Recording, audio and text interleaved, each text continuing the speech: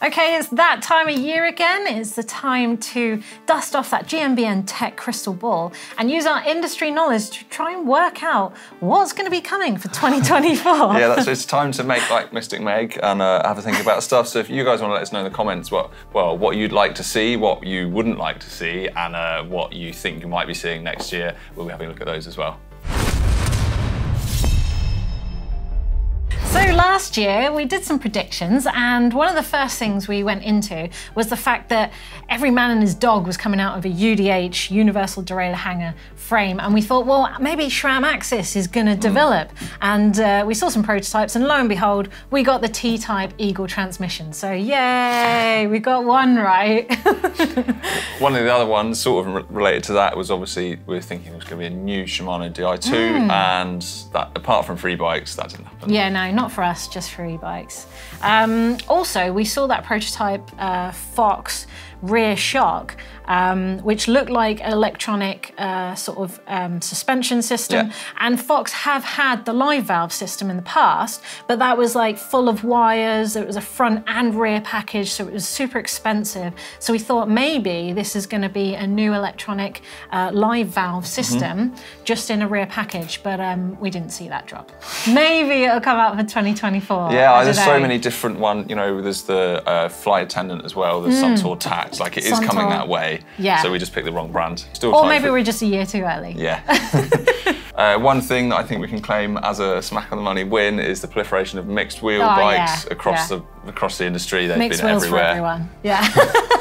And then there was one thing which I'm not sure is we failed on particularly, is we predicted there was going to be a new Atherton bike. I mean, we got a new Atherton bike in the AM170, but that's not what we predicted. Oh, you should have just left it at that. Yeah, we got it right. Yeah, we got a new bike. Yeah. Well, sort of. We knew that they were getting a new warehouse and they were going to start maybe changing their manufacturing process. So we thought, oh, they're going to bring out a more affordable bike. That has not come about, but it's early days. That was only a year ago. So that was only a year ago, and there's still 3 weeks left of the year. So it might come true. You know, you hear sort of rumblings. But anyway, it's time to get into our nailed on, put on the internet forever to be embarrassed about if we're wrong for next year. Predictions for 2024. Okay, Isaac, 2 piston and 4 pistons, not enough. I think we need 6 piston brakes. What are you saying? No, I think a bigger rotors, better tyres. Yeah, I know. Pistons, but you've got a point with this. I do, yeah. So the prediction has come off the back of me spotting a bunch of unusual looking calipers around SRAM sponsored athletes. So I saw Kyle Straight's brakes in Sea Otter, and they looked all sort of like red anodized, and I saw some other red calipers in a few places on the Downhill World Cup circuit. You've seen some unusual calipers in Ludenville, was it? Yeah, on Jesse Melamad's drive actually, and we had a good look at them. We weren't really allowed to ask any questions about them. No. And Kyle said he could not talk about them. No, exactly. I think, but it was quite a like, oh, I can't talk about them kind of thing. Yeah, I mean they are red anodized, so like camo. They are very different to the standard, like the different code calipers that are on the market at the moment. It's just, there's like more bolts through it. It's like longer caliper. Yeah. The ones that I saw in France had a kind of cover over the top, and I wasn't sure whether the cover is the thing or the cover is covering the thing. Yeah. And whether it's, it's trying to have a really sort of clean running sealed system in like a mud race. Sure. Potential cooling ability, maybe. Or it's just something to mess with us, because they were talking about it. And they've actually, it's just one big piston. But yeah, I don't know, maybe it's just that there's a new caliper coming out that might actually just be better. You've nailed on now, you've said 6 piston is a thing. You heard it here first. So my next prediction, or my first prediction, is that maybe we've reached that tipping point of gearboxes becoming slightly more mainstream in racing because of the Gearbox bike. You know, they've put a lot of effort into pushing that within the racing. They've had the design signed off by the UCI and let them race it. They've integrated it with electronic shifting, with smart shift, and the carbon belt drive and the rest of the element. It's not just like a gearbox and the rest of the bike's normal. It's all integrated within that platform, and they've taken it to the races. But we've been saying this for 20 years, so I don't know. No, but it's the first time we've seen someone really commit to it, to a downhill racing team and a bike with it, and playing around with so much different technology to fit that pinion. Exactly. Yeah, I think it's not a bad prediction at all. Whether we'll see it for 2024 or not, I don't know, but maybe we'll start to see the technology develop so that this is what I mean. It's just something. An emergence. No, you've nailed your colours to the wall now. That is your prediction. Is he right? Let us know down in the comments below.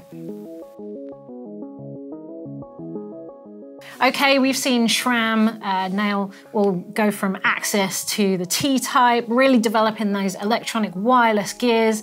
We've got wireless dropper posts now from SRAM and Magura. Next prediction, wireless brakes, Isaac. In fact, it's not even a prediction. It's happened. It's happened. Blake's Brakes exists. The old B-Type does exist. And okay, it's not the sleekest of packages right now, but how long is it going to be before someone takes that further? Isaac, what are you saying? A long time. I mean... no, what are you going to say? Well, so many frames now are just doing away with cable ports. They are fully invested in wireless tech. So surely this is like the next big thing. Get rid of those final two.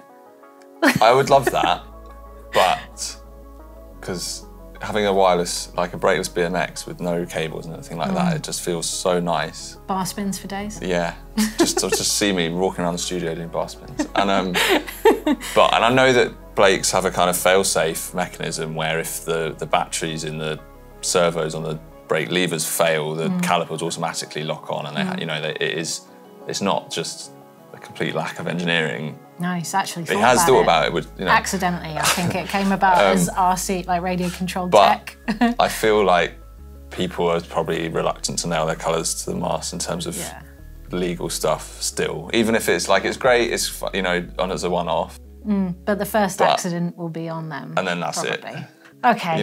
Maybe, okay, well, it's certainly not for 2024, is it? It's a way out there prediction. But, well, what do you think, guys? Would you ride a bike that is completely wireless, brakes included? Would you trust it? Final prediction for today, automatic suspension. Completely automatic? Completely automatic. No dials on there, nothing? No. Wow. Well, there you go. There we go. End the programme. Yeah, see you guys later. So what I mean is, having a few more of those inbuilt accelerometers and stuff that can adjust whether they know, like whether you're climbing, and it can boost a load of low speed, compression, stuff like that, give you a stable platform, and then it reacts super quickly. Yeah. We're seeing it all over the place, aren't we? Yeah, well, I mean, flight attendant on RockShox already exists, but now we've seen prototypes in the XC world, which means it's, they're expanding it. It's obviously a demand. And obviously we just talked about Fox potentially bringing out a new live valve, and even you mentioned Suntour Tact as well. So it's obviously something that we want.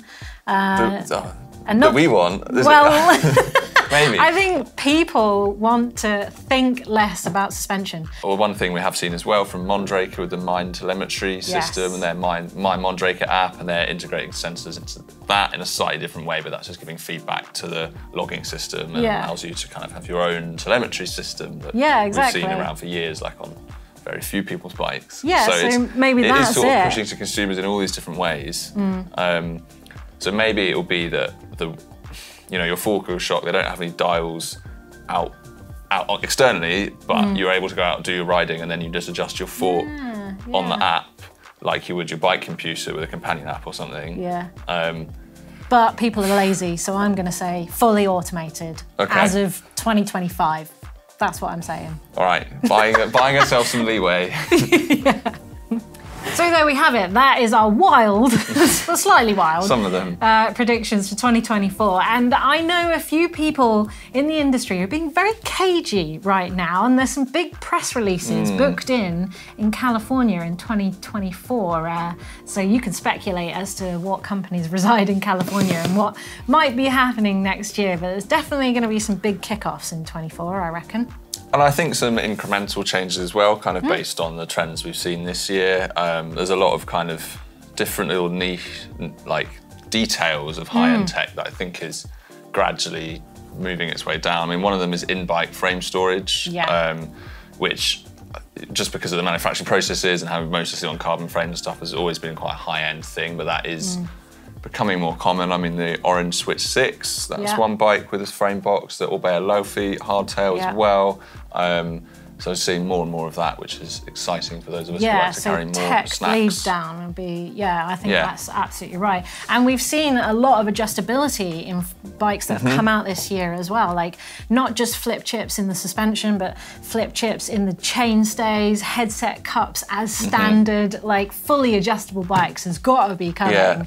So anyway, guys, enough waffle from us. Let us know down in the comments below. What do you think about these predictions? Are they too wild? Are they wild enough that they might actually happen, but maybe not next year? I don't know. We're aiming for a 50% success rate like last year. Thanks for watching. Bye.